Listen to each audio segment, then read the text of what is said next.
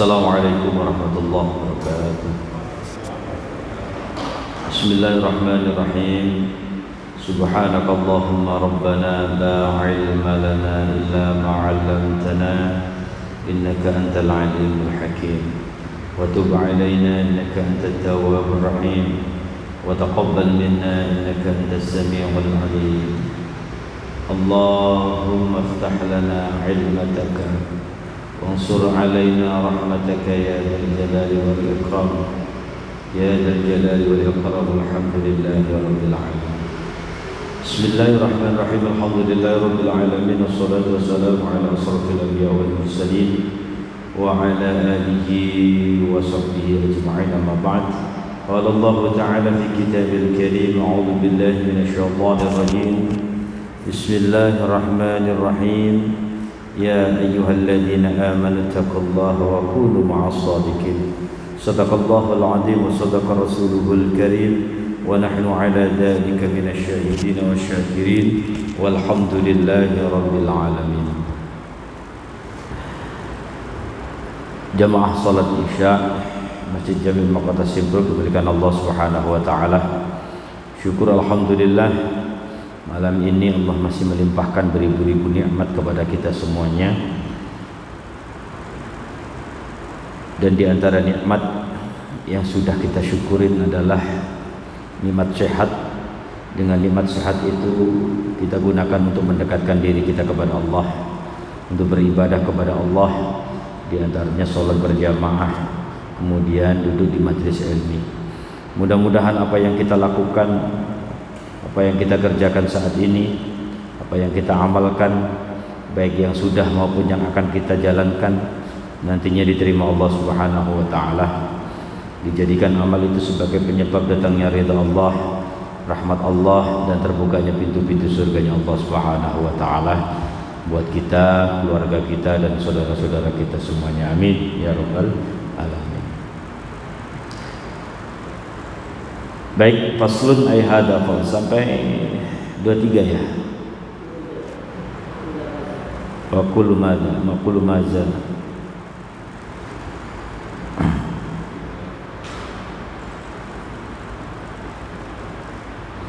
Bismillahirrahmanirrahim. Faslun ay hada fasl. Wa kullu ma itu kurang jim kayaknya itu ya. Wa kullu ma jaza itu yang betul itu. Jadi kurang jim. Wa kullu ma jaza lil insani tasarruf fihi fi nafsihi jaza lahu ayyutawakkila aw yatawakkala fihi. Wa kullu ma, dan setiap perkara jaza boleh ya, diperbolehkan lil insani tasarrufi, untuk mentasarrufkan ya, atau untuk menggunakannya, fihi, di dalam harta itu, binafsihi, dengan dirinya, jaza, maka boleh lahu ayatu ayyuwakkila au yatawakkala fihi. Maka boleh apa? Maka boleh ya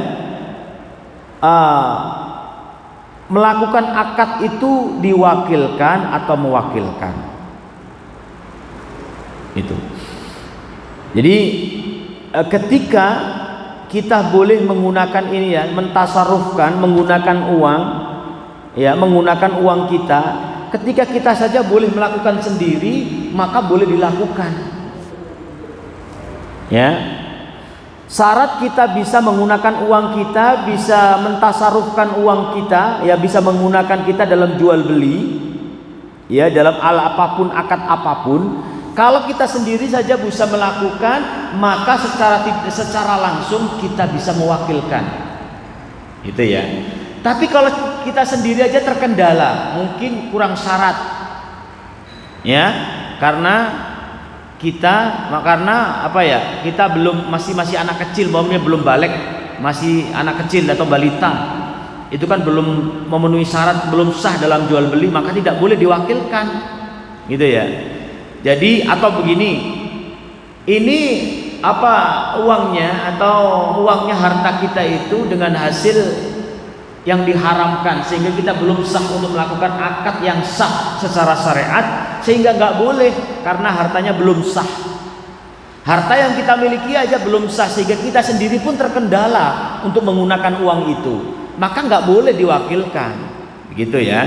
Jadi itulah yang dinafsat. Wa kullu ma, dan setiap apa benda boleh untuk kita lakukan, untuk kita tasarrufkan ya, untuk kita jual belikan, maka boleh kita mewakilkan kepada salah seorang yang kita tunjuk untuk sebagai mewakili.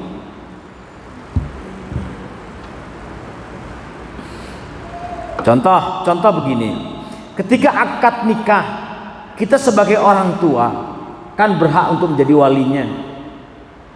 Kita sendiri pun bisa melakukan, karena kita belum kuat mental, maka diwakilkan sama orang yang kita percayai. Namun kalau kita bukan orang tua, nggak berhak untuk mewaliin, nggak bisa mewakilkan orang, begitu ya.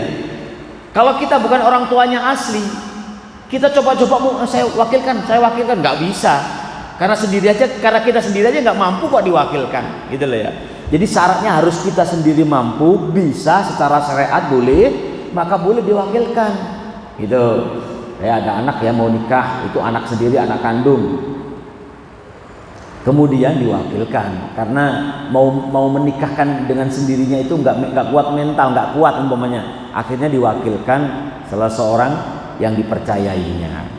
Itu boleh kalau sendiri aja bisa melakukannya, nah maka boleh diwakilkan. Itu yang dimaksud wa kullu ma jaza lil insan. Baik. Wal wakalah, akad wakalah di sini akad mewakilkan ya, perwakilan atau wakalah dalam jual beli, dalam akad apapun ya. Akdun jaiz itu akad yang diperbolehkan, wa likulli minhuma, dan setiap ya muwakil dan wakil ya, dan setiap muwakil dan wakil fasahuha ya, berhak membatalkan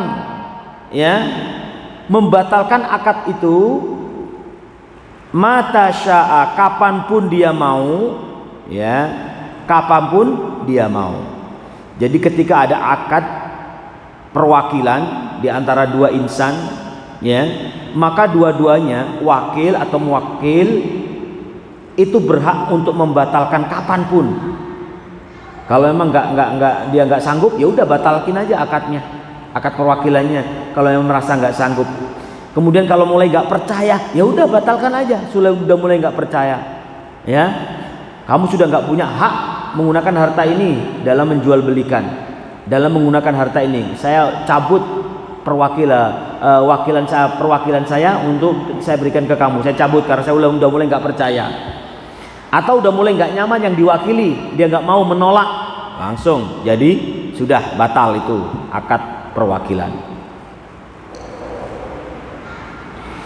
Kemudian watang fasihu,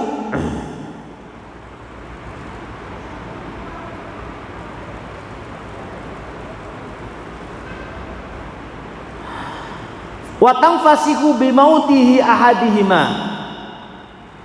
Kemudian akad itu bisa rusak atau bisa batal secara otomatis. Bimauti ahadima, disebabkan matinya di antara dua muakid atau dua seorang wakil dan muwakil, orang yang mewakilkan, orang yang mewakili dan orang yang mewakilkan. Itu salah satunya ada yang meninggal, maka secara otomatis batal akad perwakilannya, rusak ya.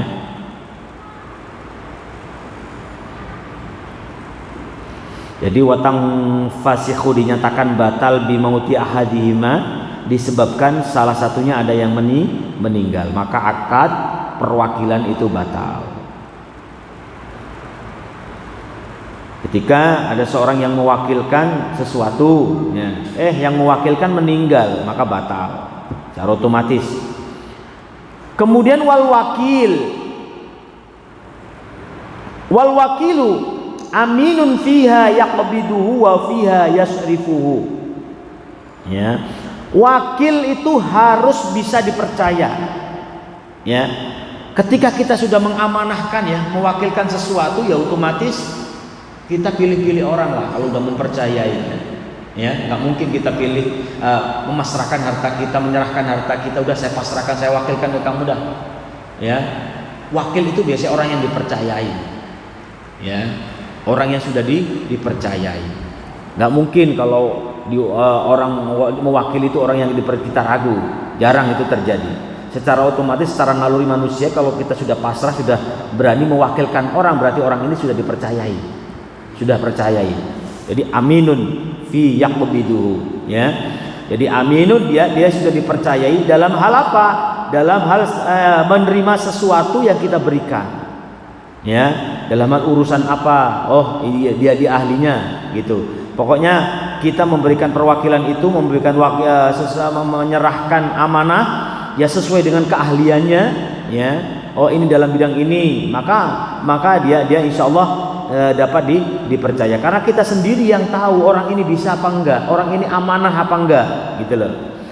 Nah, di luar sana kok dia melakukan hal-hal yang tidak kita inginkan, berarti di luar kendali kita, di luar kemampuan kita. Ya, kita sudah percaya tapi dikhianati, ya udah nggak tahu, itu di luar kemampuan kita.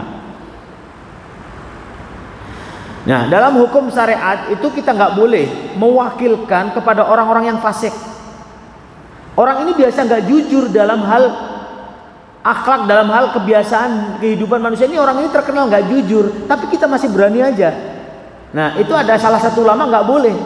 Karena apa? Karena sudah terbiasa orang ini nggak jujur. Nanti cari ada rasa kecewa, gitu ya. Ketika dikhianati, udah tahu orang itu nggak jujur kok masih diamanahi, masih diberikan perwakilan, masih diberikan amanah. Berarti orang itu sudah ada salah satu ulama itu nggak boleh. Harus percaya dulu, kita harus yakin dulu orang itu amanah, orang ini jujur, baru kita pasrahin sesuatu untuk melakukannya. Nah, di kemudian nanti kok dia tidak amanah, nah itu kan udah di luar kehendak. Ya, yang penting di awal sudah amin dulu, kita udah percaya dulu. Ya, percaya apa? Fima yaqbitu, apa yang kita berikan, kita percayai orang ini bisa mengelola dengan baik, orang ini bisa menjalankan dengan baik. Wa fiha yasrifuhu, dan barang itu bisa digunakan dengan hal yang baik. Kemudian walayat manu, dia seorang wakil itu nggak punya tanggungan illa bitafrid, kecuali kecerobohan, kecuali ada kecerobohan ya di dalam menggunakan amanah itu. Jadi kalau ada sesuatu di luar kecerobohan dia, ya umpamanya saya titipkan nih, ya saya wakilkan nih, ternyata ada masalah di luar kehendak, di luar kemampuan seorang yang wakil tadi, berarti itu kan bukan kesalahan dia, memang itu udah terjadi karena takdir. Berarti dia nggak tanggung jawab. Kalau karena kecerobohan dia, maka dia bertanggung jawab. Itu mungkin. Jadi walayat manu, nggak ada tanggungan, nggak ada pertanggungjawaban. Ketika sudah kita percaya, udah kalau terjadi apa-apa kita nggak bertanggung jawab. Jadi wakilnya nggak bertanggung jawab illa bitafrid, kecuali dia ceroboh. Nah, itu yang dia akan tanggung jawab. Kalau dia nggak ceroboh, udah hati-hati, ya udah dijalankan semestinya dengan baik, masih ada terkendala, masih ada masalah, gitu ya. Nah, berarti itu di luar kemampuannya, itu udah menjadi takdir, sudah menjadi kehendak Allah Subhanahu wa taala. Nah, itu nggak menjadi tanggung jawab.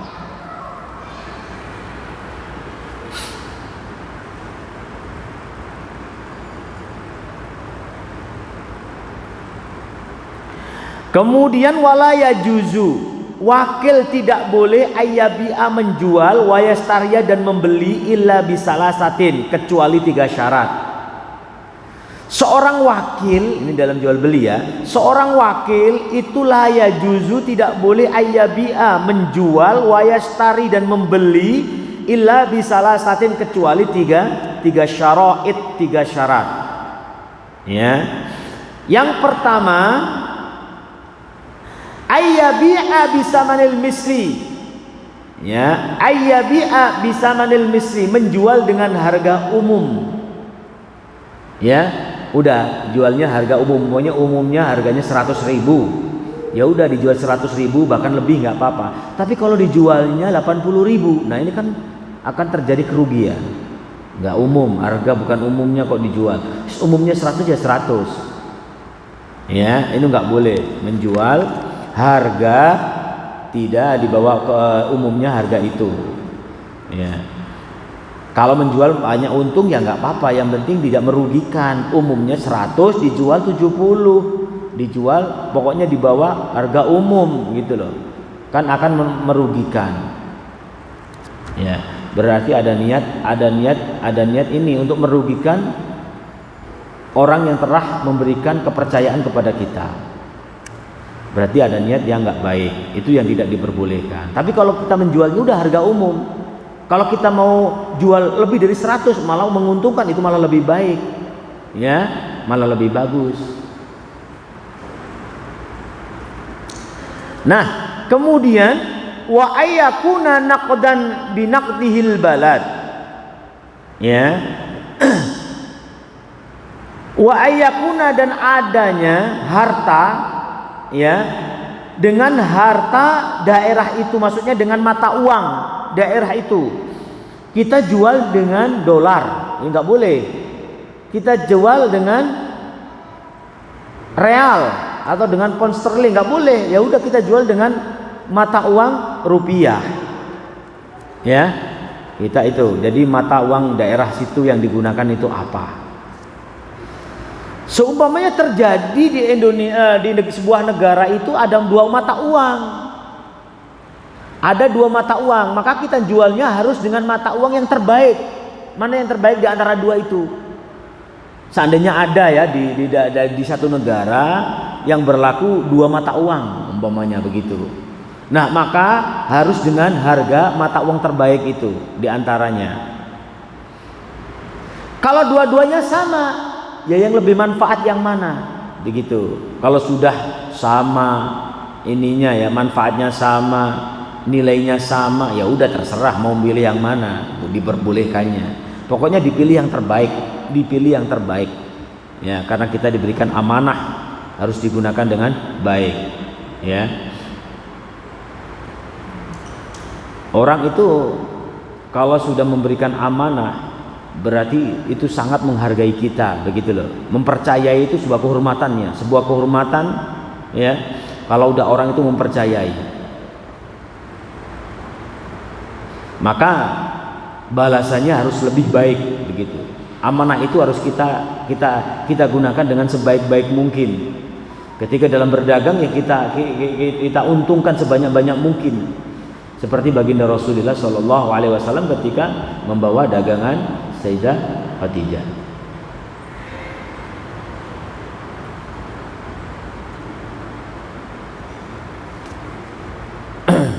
Baik, jadi binaqdil balad, nggak boleh dijual beli dengan mata uang asing, mata uang lain, harus mata uang daerah itu, mata uang negaranya itu apa, itu. Walaupun mata uang itu bagus, nggak boleh, ya, itu nggak boleh. Nah, terkecuali nanti ada izin, umpamanya ini dengan kesepakatan ini sudah yang punya udah setuju ini ya. Nah, itu baru diperbolehkan. Itu beda nanti alasannya. Kemudian yang terakhir, wala yajuzu ayyabi'a ma'a min nafsihi wala yuqirru ala muwakkili illa bi'idnih. Jadi tidak diperbolehkan menjual sendiri tanpa ada izin seorang yang mewakilkan tadi, ya. Pokoknya kalau sudah dikasih izin ini dengan harga ini, dengan harga ini, udah nggak boleh dengan jual semaunya, begitu loh, ya. Semua itu atas izin si yang mewakilinya.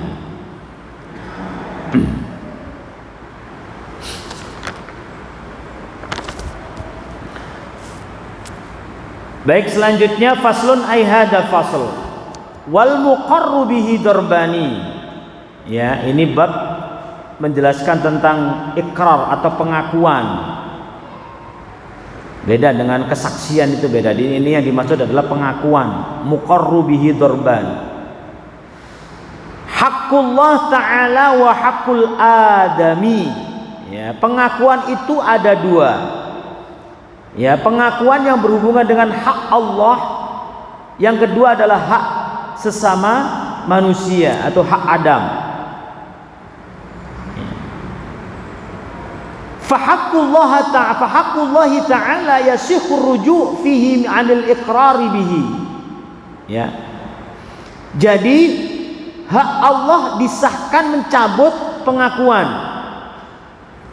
Kalau hak itu hubungannya dengan Allah, maka boleh dicabut pengakuannya itu. Nah, dan hak Adam, ya, wa haqqul adami la yasihhu ruju' fihi 'anil iqrari bihi. Ya. Kalau hak itu berhubungan dengan manusia, maka tidak boleh untuk dicabut pengakuannya. Contoh, dia ngaku melakukan pencurian atau zina umpamanya. Saya melakukan umpamanya saya mencuri, ya, saya telah mencuri. Berarti itu haknya sama, hubungannya sama Allah. Nah, ngaku saya mencuri, berarti itu hubungannya dengan Allah. Itu boleh dicabut pengakuan itu karena masih hubungannya dengan Allah. Ya, hanya Allah lah yang tahu benar enggak orang itu mau mencuri. Orang itu benar mencuri. Pengakuan seperti itu boleh dicabut lagi karena itu hubungannya kita dengan Allah. Namun saya telah mencuri duitmu, saya telah mencuri barangmu. Nah, itu nggak boleh karena hubungannya dengan manusia, nggak boleh dicabut pengakuan itu. Udah sekali ngaku ya udah, itu udah jadikan patokan, jadikan hukum bahwa dia telah mencuri. Ya, karena apa? Hubungannya dengan manusia. Ini bedanya ya. Kalau kita pengakuan itu kepada Allah, hubungannya sama pengakuan kepada manusia.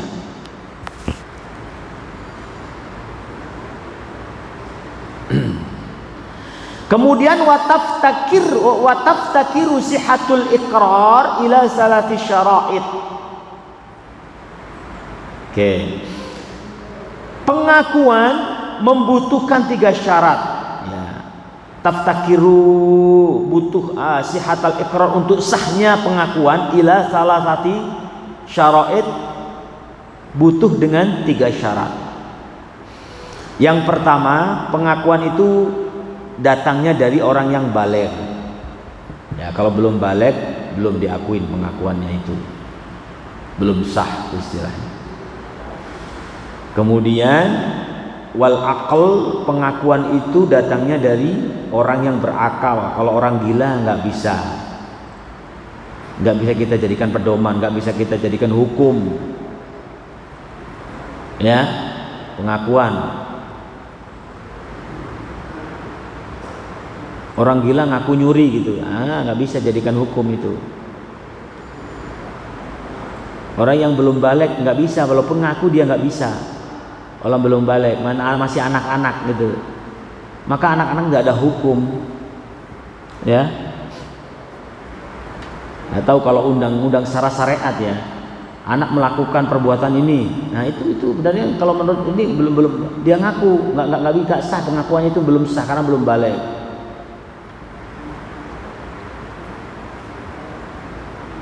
Wal ikhtiyar, ya, ini syaratnya adalah pilihan.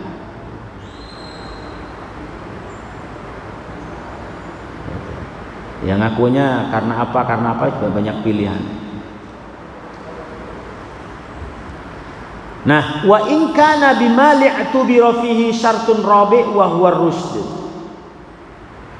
Kemudian wa in kana bimal, bila pengakuan berhubungan dengan harta, ya, maka ada syarat keempat yaitu pandai. Maksudnya orang ini istilahnya ya benar-benar cerdas, otaknya nggak terganggu, isinya pandai. Kalau orang-orang ngaku tapi ya otaknya bermasalah, pikirannya bermasalah, nanti bisa diragukan pengakuannya itu.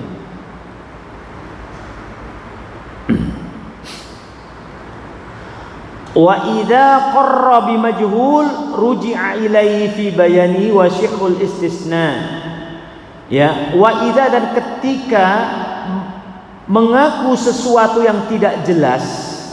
Nih, penting. Jadi wa idza aqarra bi majhul, ketika mengaku sesuatu yang tidak jelas, ya, raja'a maka harus mencabut kembali pengakuannya itu karena nggak jelas pengakuannya.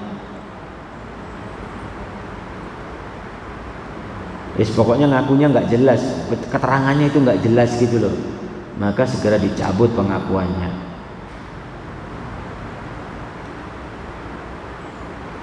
Dengan penjelasan-penjelasan tertentu. Wa yasikhul istisna fil iqrar idza wasalahu bihi. Jadi wa yasikhu istisna fil iqrar idza wasalahu bihi wa huwa fi halati sihhati wal marid sawa'un. Disahkan mengistisnakan dalam pengakuan ketika disambungkan yaitu dalam sehat dan sakit. Nah, terkecuali ya pengakuan itu ya dihubung-hubungkan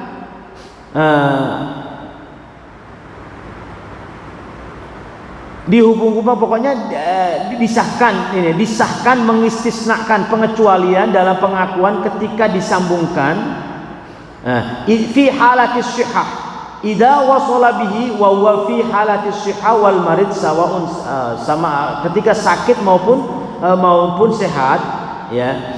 Jadi pengakuan itu kondisi sehat dan sakit itu berbeda dengan ketika dikala kita dalam keadaan sehat. Nah, kalau sakit kan terkadang ya saking dia keadaan kondisi sakit itu mungkin pengakuannya berbeda karena lagi nggak kondisi fit, nggak kondisi sehat begitu, maka berbeda pengakuannya dengan dikala kita lagi sehat. Ya pada intinya ketika seorang mengaku dengan pengakuan itu tidak jelas, maka tidak bisa kita jadikan hukum, tidak bisa kita jadikan pedoman ya, maka segeralah pengakuan itu dicabut dengan keterangannya ini tidak jelas. Karena apa? Kalau kita menghukumi sesuatu dengan hukum yang tidak jelas, maka nantinya akan berbahaya, akan merugikan satu sama lain. Ya. Jadi pengakuan itu harus jelas, baru kita berikan hukuman seperti apa yang seharusnya diterima hukuman itu. Namun kalau pengakuannya nggak jelas, ya belum jelas, maka tidak boleh, karena nggak jelas ini nggak bisa kita jadikan pedoman atau keluarnya suatu hukuman yang diberikan kepada seorang yang melanggar begitu, selama melakukan kesalahan. Jadi itu ya, jadi syaratnya pengakuannya harus jelas, kemudian ada seorang itu dari bisa balik, berakal, kemudian ada semua ikhtiar, pilihan, dan kemudian ada rusyd atau pandai, cerdas. Orang itu memang tidak terganggu, maksudnya orang-orang bukan sekedar orang otaknya nggak terganggu gitu loh, benar-benar waras. Nah pengakuan itu. Baik, sampai sini ada pertanyaan silakan. Ya, Pak Rahmat. Assalamualaikum warahmatullahi wabarakatuh.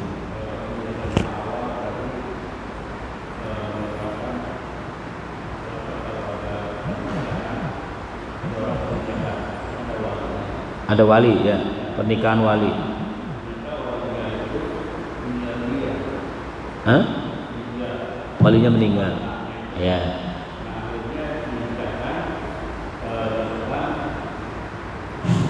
Ditinggalkan di depan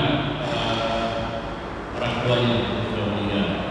Nah, kan pertanyaannya, apakah hukumnya kalau di depan dan apakah hukumnya itu? Ya, assalamualaikum warahmatullahi wabarakatuh. Maksudnya nikahnya di depan orang tua kita yang sudah meninggal. Iya, nggak apa-apa. Wali itu kan bisa yang keluarganya, bisa berganti keluarga yang pokoknya dia. Kalau wali itu kan yang butuh perempuan, ya kan? Nah, adiknya bisa atau kakaknya yang laki-laki bisa. Itu yang bisa mewakili. Nah, pernah terjadi. Jadi saya punya teman laki-laki waktu itu masih kuliah di Mesir. Kakaknya menikah, bapaknya udah meninggal. Dia punya anak laki-laki satu-satunya itu. Ya, karena bapaknya udah meninggal, maka boleh dilakukan Dia mewakilkan kepada orang lewat telepon. Kalau enggak ya langsung lewat telepon juga nggak apa-apa, langsung dinikahkan, yang menikahkan adiknya laki-laki itu. Gitu. Pokoknya wali itu bisa digantikan kalau sudah meninggal ada urut-urutannya itu. Ya, kalau bapaknya sudah meninggal, saudaranya adiknya itu. Ya, terutama yang berhak. Laki-laki, ya, wali. Laki-laki yang kalau punya kakak apa enggak begitu, punya kakak laki-laki apa enggak begitu. Ya, yang jelas. Nah, kalau udah mentok ya wali qadhi, wali hakim. Kalau udah mentok. Ya, begitu. Nah, yang menjadi pertanyaan ini, yang menjadi pertanyaan itu, ini yang jadi khilafiyah pertanyaan itu, ketika ada seorang anak yang mana anak itu lahir di luar nikah resmi, maksudnya di luar nikah anak itu, ya, kan dibilang anak-anak jadah gitu lah. Nah ini yang bingung. Ada yang berpendapat bahwa orang tuanya nggak berhak karena itu bukan ayah kandungnya. Belum tahu. Nah, ada yang udah, yang penting dia udah ngaku bahwa itu anaknya, tapi dia belum nikah, hamilnya waktu belum nikah. Ada dia berhak karena apa? Itu jelas anaknya kok. Ya, itu jelas anaknya. Ada yang berpendapat nggak boleh karena itu di luar nikah secara sah. Pas waktu hamilnya begitu. Nah, itu jadi wali. Jelas wali itu kan dari seorang perempuan ketika menikah kan ada wali, wajib satu rukun harus ada wali. Nah, cari wali yang benar. Nah, kalau memang bukan anak kandung, dia juga berhak mewaliin. Ya, pokoknya yang ini harus ada hubungan darah, gitu. Ada hubungan darah yang mewali. Nah, kalau masalah dinikahkan di depan orang tuanya yang udah meninggal, gitu kan, apa secara praktiknya aja, secara prakteknya mau di mana terserah. Ya masa kita harus dinikahkan di depan orang tua di makam gitu kan? Ya enggak. Yang penting orang yang mewakili itu udah sah secara syariat, oke, dimanapun tempatnya nggak harus di hadapan orang tuanya yang udah meninggal. Gitu. Orang yang berhak untuk mewaliin ketika nggak sanggup, ketika nggak bisa mewakilkan. Gitu. Yang penting dia secara syariat diperbolehkan untuk menjadi wali, maka itu boleh diwakilkan, begitu loh. Karena dia sendiri juga sebenarnya udah bisa, karena dia nggak mampu, takut atau mentalnya nggak kuat, akhirnya diwakilkan, boleh. Baik, ada lagi?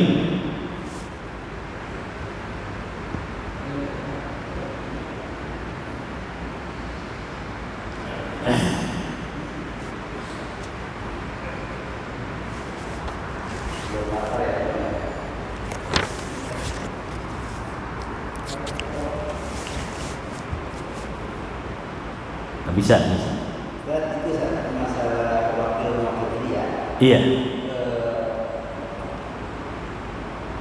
Tadi kan ada syarat-syaratnya ya. Yang saya ingin tanyakan, barangnya itu masuk kategorinya pinjaman,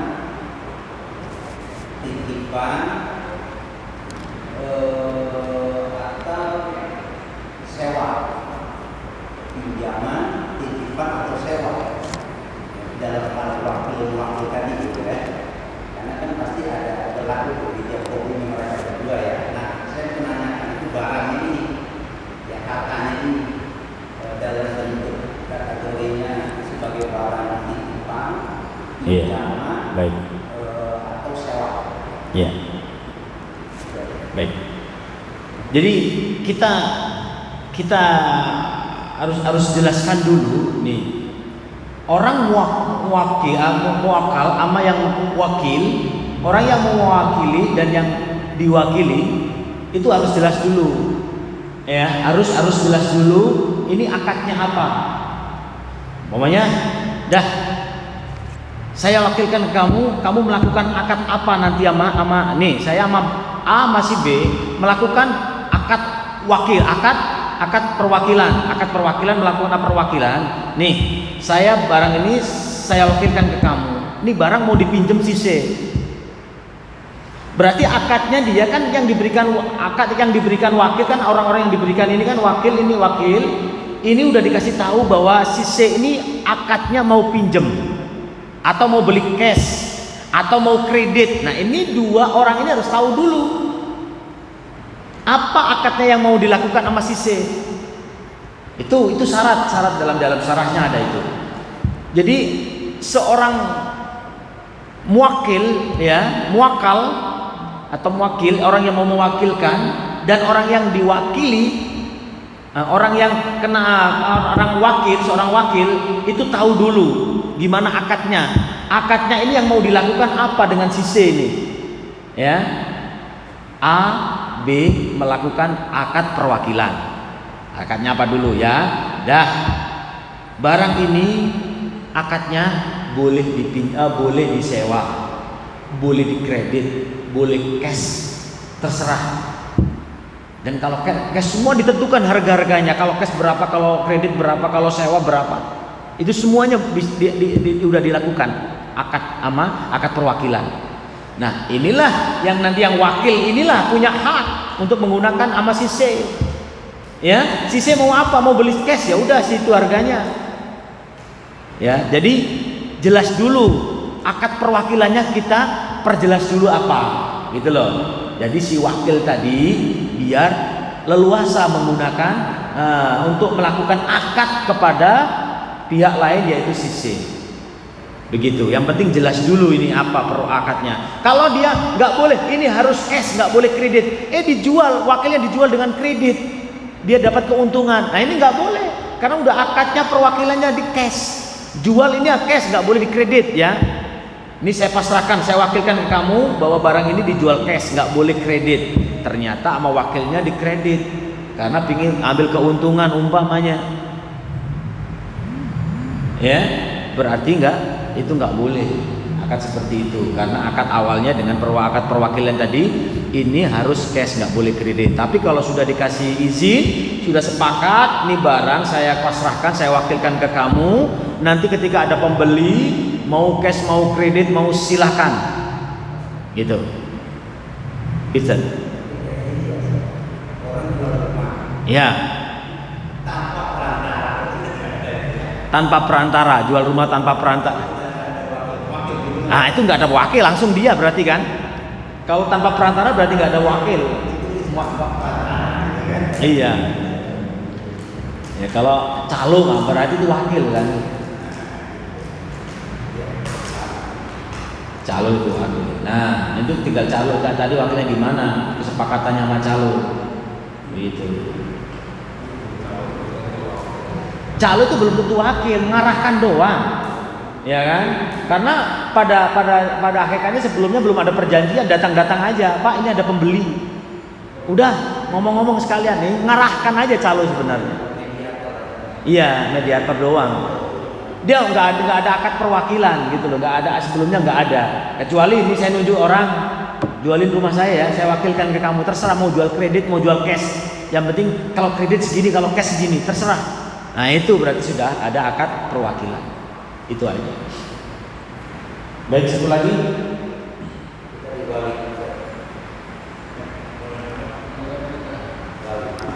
Wali nikah.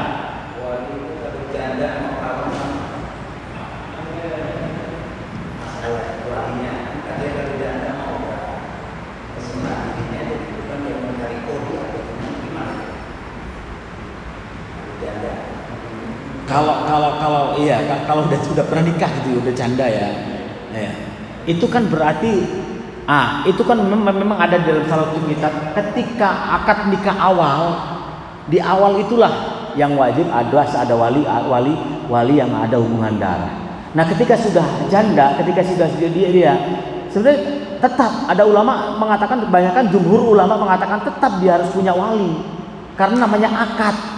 Dia ada hubungan darah, dia harus ada walinya. Kalau ketika perempuan, ya harus ada walinya yang sah, ya. Nah, ketika dia mencari wali qadhi, wali hakim gitu, ya boleh saja, yang penting dia ada walinya. Nah, namun dalam istilah fikih itu kan ada urut-urutannya. Ketika ini nggak ada, baru digantikan ini, kalau digantikan ini, begitu kan? Nggak boleh langsung loncat. Nah, itu yang dipermasalahkan. Sebenarnya banyak yang bisa mewalikan, Cuman dia pilihnya qadhi. Ya, karena dia hidup jauh, nggak tahu saudaranya di mana-mana gitu. Nah, kalau memang ada saudaranya, kenapa nggak memilih yang lebih utama begitu? Kalau kita hidup nggak ada seorang diri jauh, nggak tahu lah, susah untuk cari kabar saudaranya, nggak tahu apa ada apa enggak, akhirnya wali qadhi. Nah, itu yang diperbolehkan seperti itu. Begitu. Jadi wali.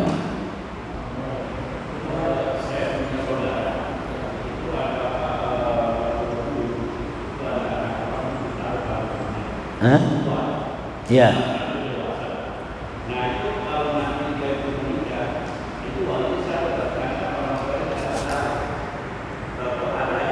Ya wali qadhi aja kalau susah nyari walinya.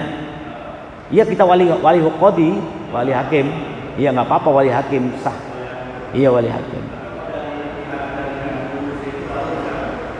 Ya kalau masih ada hubungan darah kita masih memang ya nggak bisa kan, harus wali qadhi terakhirnya itu, harus wali hakim. Itu udah ditunjuk secara syariatnya, itu wali qadhi terakhir, itu wali qadhi. Ya wali qadhi itu udah terakhir, itu udah nggak ada lagi. Itu istilahnya kalau udah nggak ada alternatif lagi gitu. Iya, yang udah disahkan secara ini ya wali qadhi. Kayak pokoknya udah disahkan secara pemerintah secara ini. Nah, yang sebenarnya itu akad itu ya penting. Akad yang suci ini memang harus didasari dengan, kalau kita salah melakukan akad, ya otomatis ketika akad nggak diberkahi, banyak terjadi kayak begini. Akad itu yang saya amati di daerah-daerah sini ya. Orang sebelum akad nikah sudah berjabat tangan, bahkan kan mertuanya itu biasanya calon mertua ini kan masih calon, belum akad. Begitu datang seserahan, ya calon menantunya udah pakai cincin, menantunya udah cium tangan mertuanya yang perempuan, itu kan belum sah. Nah hal-hal kecil itulah yang mengurangi keberkahan akad suci nikahnya itu. Ketika sudah diawali dengan keharaman ya, maka malaikat nggak mau menyaksikan akan akad suci itu. Begitu. Maka ada sebuah daerah, wah nggak boleh ngapa-ngapain dulu, pokoknya nggak boleh seserahan dulu sebelum akad nikah baru sah. Itu saya sering temuin. Jadi menantunya udah cium tangan mertuanya. Ya kalau mertuanya masih muda, terus timbul yang enggak kan bisa aja, namanya manusia. Ya secara syariat tetap nggak boleh menyentuh kulit yang bukan mahramnya, begitu kan? Nah keharaman seperti itulah yang nanti akan menjadi masalah di akad nikahnya itu. Malaikat nggak mau memberkahi, maka nggak mau datang gitu, nggak mau menyaksikannya. Padahal kalau akad kan disaksikan beribu malaikat begitu. Nah seperti itulah. Ini pelajaran buat kita sebagai orang tua. Ya, pokoknya jangan ada ritual-ritual yang enggak sebelum sah jadi menantu, aman gitu loh. Prewedding itu itu akad. Ya, itu mah adat orang-orang Yahudi, orang-orang ini pakai foto gandeng-gandengan. Itu kan belum akad nih, haram nggak? Kalau sebagai orang tua tanggung jawab nanti. Kalau nggak tahu, foto prewedding wis pakai ini deket-deket, itu kan udah haram itu.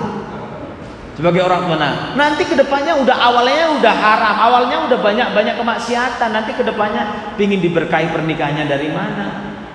Nah ini sebagai orang tua harus tahu, atau saudara kita ingatin. Kita ini sebatas mengingatkan, kalau mau dia nggak mau ya mau. Ya sebenarnya enaknya akad nikah dulu dah, walaupun kita sirikan dulu bawahnya gitu ya, biar aman. Mau prewedding mau kemana aja, mau diajak apa-apa aman gitu. Ya maka orang dulu itu gitu. Orang dulu pokoknya main siri-siri dulu aja, ya, biar apa-apanya itu aman begitu, ya. Itu pelajaran buat kita. Jadi akad nikah ini belum nanti. Kalau ada apa ya sebagian pendapat Syafi'i itu ketika yang mau akad nikah itu harus tahu rukun dulu, harus hafal rukunnya dulu, ya. Ya itu pengalaman saya sih, ditanya rukun ketika mau diakadin. Nah, kalau nggak hafal rukun nikahnya, repot ini, gitu. Bahkan ada yang ekstrim lagi, ditanya perempuannya ini kondisi hamil apa enggak.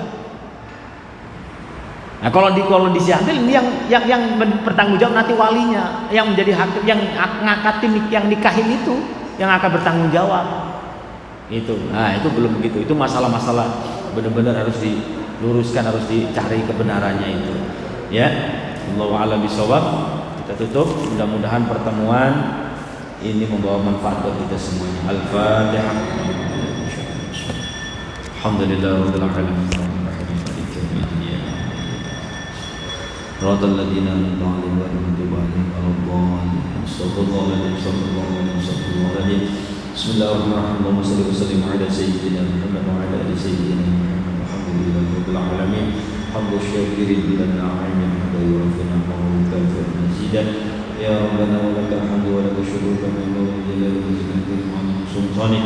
Allahumma zidna 'ilman nafi'an wa rizqan nafi'an.